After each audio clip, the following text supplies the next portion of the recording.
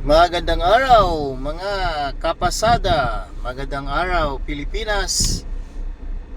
Muli po, Levi Varles, Levi.YouTube channel. Ito lang ang nag-iisang channel na bawal po ang mga sinungaling dito at bawal higit sa lahat ang mga hipokrito. Mga kabayan, meron po tayong pag-uusapan ngayon dahil ito'y kalat na sa buong Pilipinas ang salitang budol. Diba? At alamin natin kung sino yung mga taong napakatagal ng panahon hanggang ngayon sila ay nagpapabudol pa rin. Hindi ko alam kung bakit hindi sila bumibitaw.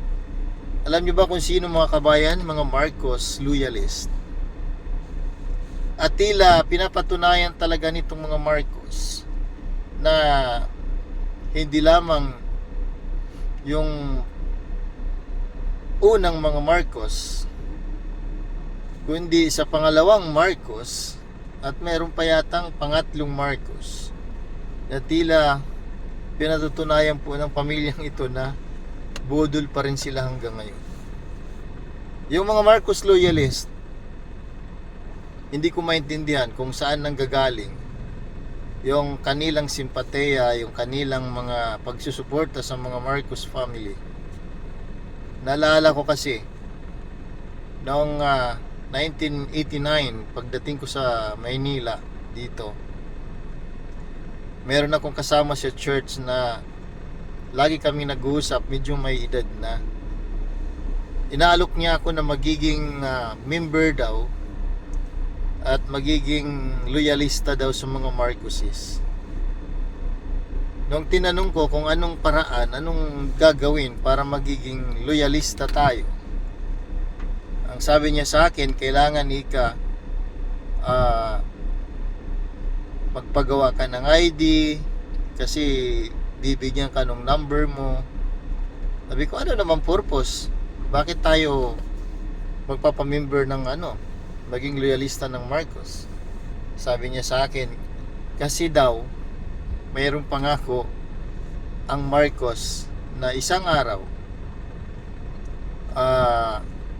ibabalik daw yung kayamanan at ipamamahagi ito sa bawat individual. Kaya para makatanggap ka nitong kapirahan daw ng mga promises na to, ay kailangan mong magpa-member.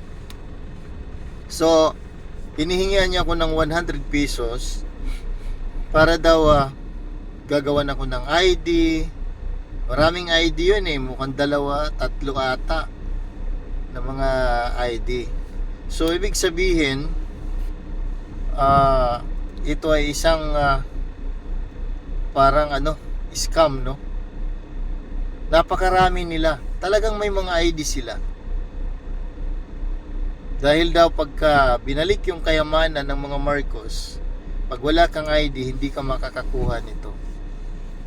Hindi lang daw maliit, malaki. Milyon ang tatanggapin ng bawat individual kapag ikaw ay member nitong Marcos loyalist. Ganun pa man mga kabayan, hindi ko naman sinabing ang nito pasimula talaga ay yung mga Marcoses, no? Maring mga loyalista rin nila na loyal o kung sino pa man na isang inisyatibo nila na gagawa ng ganito para makuha yung simpatya ng tao, maging member ka. So ginamit nila yung kayamanan daw. At hindi lang yung kayamanan na deposito sa Switzerland o kung saan. Ang number 1, yung gold bars daw na napakarami nito. Tingnan nyo.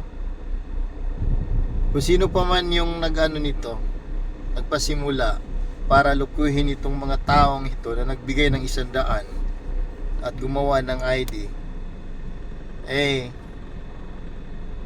wala na tayo doon, no? Pero ito may scam, ito may budol, bakit hindi nila ito pinatigil noon pa? So malamang baka may basbas din ng mga Marcos to. O isa sa mga tao nila, mga diehard supporters, yung nag-i-initiate ng mga ganito para makakuha sila ng suporta sa mga Filipino. Kasi ito yung panahon na sila ay napunta na ng ibang bansa, no? Dahil doon sa napaalis sa Malacanang yung Marcos family. Masasabi ko, hindi lang kay nabudol mga kabayan ng mga loyalista, kung hindi pinagmumukha pang tanga. Dahil siyempre, kita mo naman, kung totoo yung mga ipinapangakong gold, bakit sa panahon ngayon ni BBM, ng ating presidente, ay nagbinta nga siya ng gold diba? 2 beses na yata sila nagbinta ng gold reserve natin na hindi malaman kung saan napunta yung pinagbintahan nito. Sa madaling salita, mga kapasada, talagang nabudol po sila. Dahil napakatagal na noon, 1989, na nakausap ko yung matanda hanggang kinamatay na lang ng matanda. Wala namang kayamanan na pinamahagi ang mga Marcos. Wala namang gold bars na ibininta at ipinamimigay yung pera sa mga loyalista. At hanggang ngayon, mayroon pa rin mga naniniwala na hanggang yata mamatay na lang itong mga ito, hindi naman matutupad. Mayroon kasing may pattern, mga kapasada, mga kabayan. Dahil kita mo naman dito sa Senado, mayroon tayong Senadora Amy Marcos na mukhang the same ang pattern na nananalaytay sa dugo nila, yung budol. Ako muntik na akong maniwala nung tinalakay dito sa Kamara, tinalakay sa upper house itong mga senator natin, yung na-discovery nila na insertion na 29 million ni Tambaloslos sa pamamagitan ng DSWD na ito po'y nakalaan para sa AKAP. Diba? Napakinggan nyo yun kung paano halos bumula yung bibig nitong si Amy, na tila galit na galit. Bakit daw mayroon ditong ganitong halaga? Naging ayuda country na tayo sa Pilipinas. Niwala na sana ako noon, pero mga kapasada, nag-iisip din naman ako. Sabi ko, tika muna. Baka budol na naman to. Budol nga. Kasi alam nyo, nung tinatalakay nila yun yata, bago pa mag-Vicam, nung nasa Vicam na, siguro natakot sila sa galit ni Romualdez, nasabi niya, ito naman para sa mga may hirap kamo, doon sa mga malilit yung income, diba? Tama yung sinabi ng ating Vice Presidente, nakalaan ang pirang ito sa legal na pamimili ng buto. Sigurado, diba? O ano nangyari after Vicam? Wale, tuloy pa rin. Aprobado. Kahit na anong gawin ni Coco Pimentel, ni Bato, wala. Naging bato ang pakiramdam nila. Tuloy pa rin ang ligaya para sa AKAP. Kaya tingnan nyo mga kababayan, mga kapasada, talagang ubod ng budol tong mga Marcos. Kung ako sa mga loyalista, kumalas na po kayo. Dahil mula noon hanggang ngayon ay pinagmumukha kayong tanga, kung totoo man na ang nag-initiate ng mga ito, yung mga nanghikayat kuno nabigyan ng pera ng mga Marcos, the moment na member ka at pag yung kapirahan nila ay maibalik na. Diba? Huminto na po kayo sa kahibangan. Dahil ang totoo, hindi lang kayo nabudol. Kung hindi, pinagmumukha pa kayong tanga. Dahil alam nyo kung bakit tanga? Diba?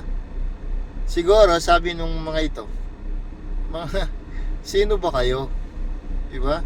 Kung totoo man yun na mayroon kaming gold bars, kung totoo man yun na marami kaming pera, bakit naman namin ipamimigay sa inyo? Mga loko-loko. Kung kaya nga, wag na kayong pabudol. Kung ako sa inyo, sama-sama nating suportahan ang ating BP Sara. Dahil dito sigurado ako na mayroong pagbabago. Diba? Umalis na kayo dyan. Dahil may pattern. Kapatid, si BBM budol. Yung kanyang mga promises sa sambayanang Filipino nung siya ay tumakbo, meron na bang natupad? Wala. Yung bigas na 20 pesos ang kilo, sinabi niya recently, dahil naman yun sa pagkakandidato ko kaya sinabi ko. So hindi pala totoo, budol pa rin yun. O di ba? Kaya tuloy ang akapan ng lower house at upper house dito sa mga ilang mga senador at mga congressman, no? Na para maglustay sa kaban ng bayan. Yan ang totoo. Kaya mga kababayan, mga kapasada, gising na po tayo. Huwag na tayong magpabudol. Tayo po ay susuporta sa ating Vice Presidente hanggang na siya ay magiging Pangulo kung hindi man ngayon. Diba? Sa 2028 siguruhin po natin na siya ay manalo. Kaya bye-bye!